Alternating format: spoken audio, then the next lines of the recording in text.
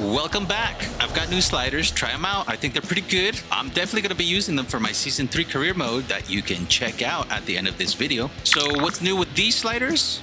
We're going to be going over the basic game settings. The CPU and user sliders have been updated, compatible with the latest FIFA update, which will include 3 levels of difficulty if you want more of a challenge. And we do this by changing just one of the sliders. Also, for the first time, we're going to be taking a look at the in-depth custom controls. By customizing them, you can get a more natural and human gameplay. Make sure you stay to the end for this. It's going to be a game changer, literally. And finally, if you are interested in the camera you are seeing right now, I will also have that at the end of the video. All right, let's go over the general game settings. Right here, it's all really much up to you. The half length, I like to set it up at 5 now. The difficulty, this is most compatible with Ultimate, but you can try it on Legendary, compatible with World Class and Professional. Now, I currently have competitor mode and player-based difficulty off because I do feel this makes it a little bit too exaggerated. But honestly, the most important feature about the general game settings is the game speed. You want to make sure it's at slow-paced.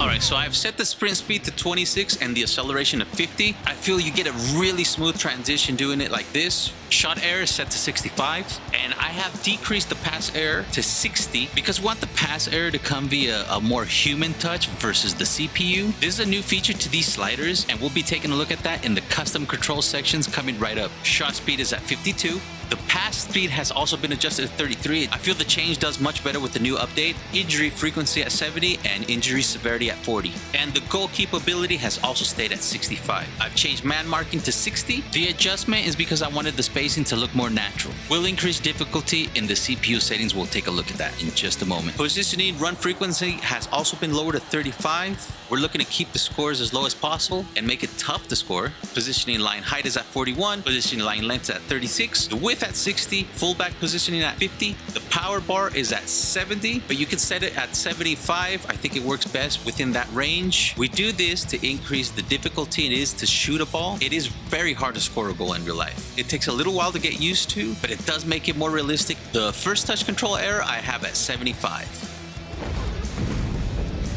Okay, the CPU gameplay customization. So this is where I mentioned there's 3 levels of difficulty. Right now, I'm using the mid-level. So you can set this at 26. This would be the level 1. I currently like a little bit of a challenge, so I've set it to 30. But if you want a real challenge, go ahead and bump this all the way up to 50. I've tried this out. It's still doable, and it makes the game really challenging. For my career mode, I'm going to keep it at 30. Acceleration at 50, shot error at 65, pass error at 60, shot speed at 52, pass speed at 33, injury frequency at 70, injury severity at 40, goalkeeper ability at 65, and position marking at 75. Positioning run frequency is also at 35, the line height at 55, the line length at 38, the line width at 50. With these 3 settings, it's pretty much setting up the pitch to be a little bit more balanced, a little bit less end-to-end, and making the spacing a little bit more real. And yes, they're meant to be different from the user gameplay customization. The position fullbacks are at 50, and also the first touch control error is at 75. Alright, so we're about to get into the custom controls. If this is your first time, please like and subscribe. If you're coming back because FIFA has once again reset your sliders, I have time-stamped this specific moment in the video description and in the comment section so you can come back and get those sliders without all this jibber jabber. You're welcome. Alright, here we go. For the first time, the custom controls. The first thing you want to do is turn off all these automations, automatic gameplay. To ensure you do all of that, competitive master switch, you turn this on. So for all passing, what you want to do is set it up to semi. So you want the through pass assistance to semi, the ground pass assistance to semi, cross assistance to semi, low pass assistance to semi, lob through pass to semi. And the reason you want to do that is because I lowered the pass error on the sliders. So doing it this way, it's going to increase the human error. And at the same time, it's going to make your passing game a lot better because you're going to be able to really control the passes and open up spaces that were normally not available. This is personal preference. I've set it on high. Time finishing, I like to have it on. If you hit the green, you'll be able to unlock shots that you normally can't. Next player switch on. Pass block assistance, you want it on. It really helps keep the scores lower. Auto switching, air balls and loose balls. Auto switching move assistance, I have this on low. You want less animation, you want less assistance. Clear assistance, I like to set this on directional, a little bit less assistance on that. Player lock on. Icon switching on off. Right stick switching on classic. Right stick switching reference on relative. Shot assistance, if you're scoring too many goals, you're gonna wanna go to semi. And if you're still scoring too many goals, go down to manual. I currently have it on assisted because I generate a lot of errors via the power bar. We already saw this, and save assistance. I currently have it on semi.